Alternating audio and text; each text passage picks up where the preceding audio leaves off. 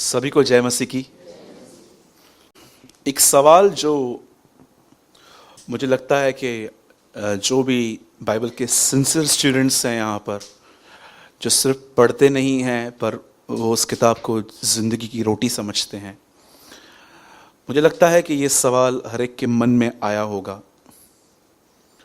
अगर आपके मन में ये सवाल नहीं आया तो मैं आप पे दोष नहीं लगा रहा हूँ, पर मैं आपको सिर्फ करेक्ट कर रहा हूँ बड़े प्रेम में कि शायद आपकी बाइबल स्टडी जो है वो ध्यान से नहीं है। एक सवाल जो मुझे हमेशा से मेरे अंदर उठता था वो यह था कि आदम से लेके मलाकी तक इतने सारे भविष्यवक्ता आए, इतने अच्छे अच्छे लोग आए, न्यायी आए, प्रॉफिट्स आए, पर क्यों यीशु मसीह ने एक व्यक्ति के लिए कहा कि जितने मां से जन्मे हैं उनमें यूहन्ना बपतिस्मा दाता से बड़ा कोई नहीं है। आप में से जिसका ये सवाल नहीं है तो मैं आपसे बात में पूछ लूंगा कि कुछ और आपको पता हो तो मुझे बताइए। लेकिन क्यों ऐसा हुआ कि 4000 साल तक इतने लोग पैदा हुए, मूसा, सैमुअल, दाऊद, इतने सारे लोग आए, लेकिन यीशु ने इस व्यक्ति के लिए ऐसा क्यों कहा कि जितने भी मां से जन्मे हैं सबसे बड़ा यूहन्ना बपतिस्मा दाता है। ऐसा क्या था यूहन्ना में जो यीशु ने कहा ये सबसे बढ़कर है? सालों तक लोगों के अंदर ये सवाल था, लेकिन जितना आज मैं जानता हूं मैं आपको थोड़ा उसका बताना चाहता हूं, और मैं ये बिलीव करता हूं कि यही चीजें विश्वासियों में आज बहुत कम दिखाई देती हैं। आपको क्या लगता है कि परमेश्वर अगर आपको लैकनेस दिखा रहा है आपकी कि ये तुझ में कमी है, तो क्या आपको कंडेम कर रहा है? जस्ट वो आपको इनवाइट कर रहा है कि कम, मैं तुझे दूंगा। वर्ड को राइट स्पिरिट में लो। कई लोग कहते हैं ब्रदर आपने प्रचार किया तो मुझे ऐसा लगा कि मैं कितना गंदा हूं। नो, आप वर्ड को गलत वे से ले रहे हैं। आपको हमेशा वर्ड को राइट स्पिरिट में लेना है, ठीक है? अब सोचिए, पहली बार जब यरदन नदी पे यीशु मसीह उससे मिला, आपको पता है यीशु ने एक ऐसा सैंडल पहना हुआ था उस दिन जिसमें लेस थी, और वो यीशु को देख के कहता है, प्रभु मैं आपके जूती के बंधन खोलने के भी योग्य नहीं हूं। सेकंड थिंग, मैंने बहुत सारे कम पास्टर्स देखे हैं जो ऐसा कहें उस पास्टर के चर्च में जाओ, वहां पर ज्यादा तुम्हें सीखने को मिलेगा। मैंने अपनी होल लाइफ में नहीं देखा ऐसा पास्टर। लेकिन जानते हो, यूहन्ना बपतिस्मा दाता अपने चेलों को कहता है उसके पीछे जाओ। एक पास्टर दूसरे पास्टर के पास भेज रहा है, ये आजकल आपको नहीं दिखाई देगा। सेकंड, थर्ड थिंग, जब लोग उसके पास आके कहते हैं अरे तेरे को पता है वो व्यक्ति जो यरदन पे मिला था वो तुझसे अधिक लोगों को बपतिस्मा देता है, तब वो कहता है यह अवश्य है वह बढ़े और मैं घटूं। और चौथी चीज मैं आपसे पूछना चाहता हूं, बताइए उसके ऊपर किसका आत्मा था? एलिया का। लोग उसके पास आके पूछते हैं तू कौन है, क्या तू भविष्यवक्ता है? बोलता है मैं नहीं हूं। एक्चुअली वो था। उसके बाद लोग उससे पूछते क्या तू मसीह है? बोलता है मैं नहीं हूं। उसके बाद कहते तू एलिया है? नहीं हूं। अरे कौन है, ताकि हम अपने भेजने वाले को क्या उत्तर दें? आप मुझे बताइए, यूहन्ना झूठ नहीं बोल रहा है। यूहन्ना टाइटल को नहीं चाहता था। आपको बताऊं, ये चारों बातें जो मैंने आपको बताई कि वो किसी और के पास भेज रहा था, वो जूती के बंधन खोलने के योग्य नहीं था। कोई वो कहता है अवश्य है मैं बढ़ूं वो घटे, मैं घटूं वो बढ़े। आपको पता है सबसे अच्छी चीज इसके अंदर क्या है? वो एक नम्र व्यक्ति था। बोलो नम्र। क्या है डेफिनेशन नम्र आपके लाइफ में? आप किसको नम्रता कहते हैं? Tell me. क्या था उस आदमी के अंदर? सिर्फ एक बहुत अच्छी चीज थी, वो नम्र था। अभी आप सोचो, अगर परमेश्वर आपके ऊपर ऐसा अभिषेक भेज दे कि लोग आपको मसीह समझे। आप सोचो, वो जब प्रचार कर रहा था तो लोग पश्चाताप करते हैं। फरीसी लोग भी आए बपतिस्मा लेने के लिए, और वो कहता है नहीं मैं नहीं हूं, जो मेरे बाद आएगा उस पे। अब आप मुझे बताओ, अगर यूहन्ना की तरह आपके ऊपर अभिषेक आए तो आप अपने लिए क्या कहोगे? मैं आपसे पूछूं आप कौन हो? मैं प्रॉफिट।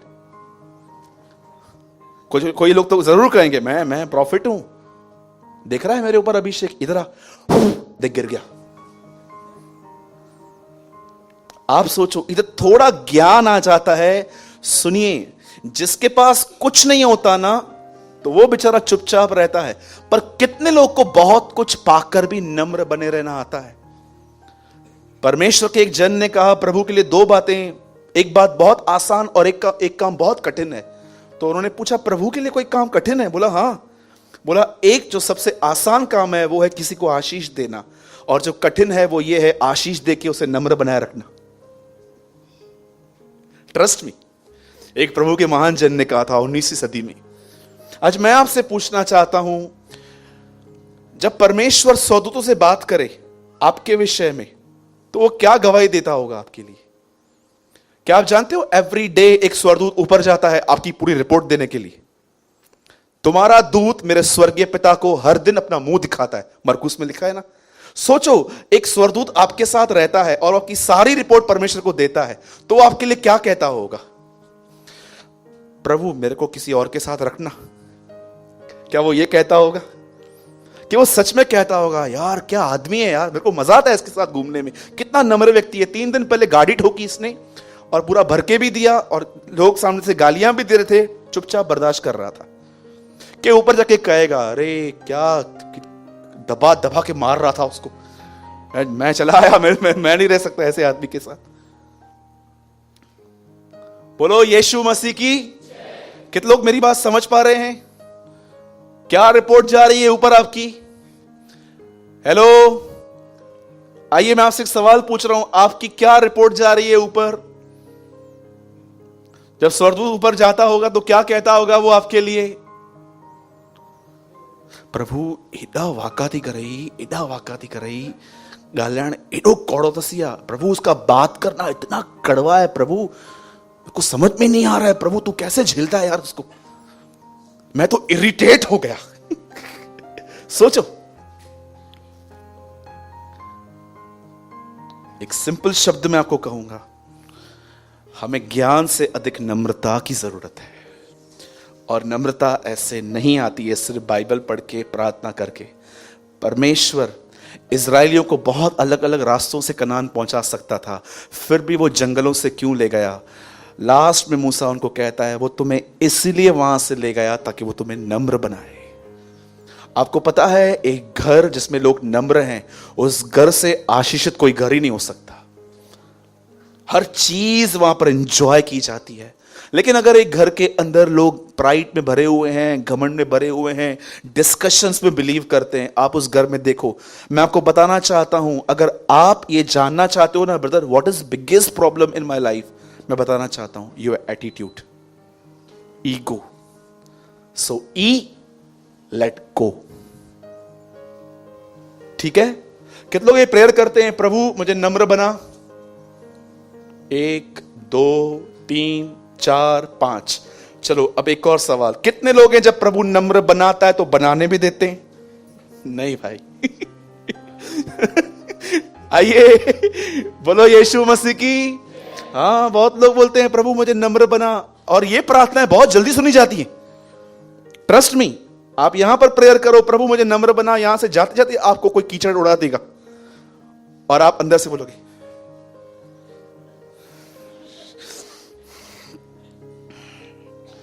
इतना जल्दी उत्तर, इतना जल्दी आंसर। हाँ बेटा, ठीक है, हम वचन में आए। क्यों था उसका ये नाम? क्यों प्रभु ने कहा ये सबसे महान है? वो हम्बल था। धन्य है वे जो नम्र हैं, वे पृथ्वी के अधिकारी होंगे। परमेश्वर नम्र लोगों को अथॉरिटीज देता है, अधिकार देता है। ठीक है? और नम्र आदमी की सबसे अच्छी पहचान जानते क्या है? अपना कान पकड़ो। आइए, जो नहीं पकड़ेंगे मैं उनका पकड़ूं? दोनों नहीं बेटा, एक ही। बोलो, नम्र व्यक्ति सुनने के लिए सदा तैयार रहता है। हाँ, हमेशा तैयार रहते हैं वो लोग। सुनाओ, डांटो, कोई इश्यू नहीं है। बुद्धिमान को डांट तो वो और बुद्धिमान बनता है, मूर्ख को डांट तो तुझे ही ताड़ना करेगा। नीति वचन में एक वचन लिखा गया है।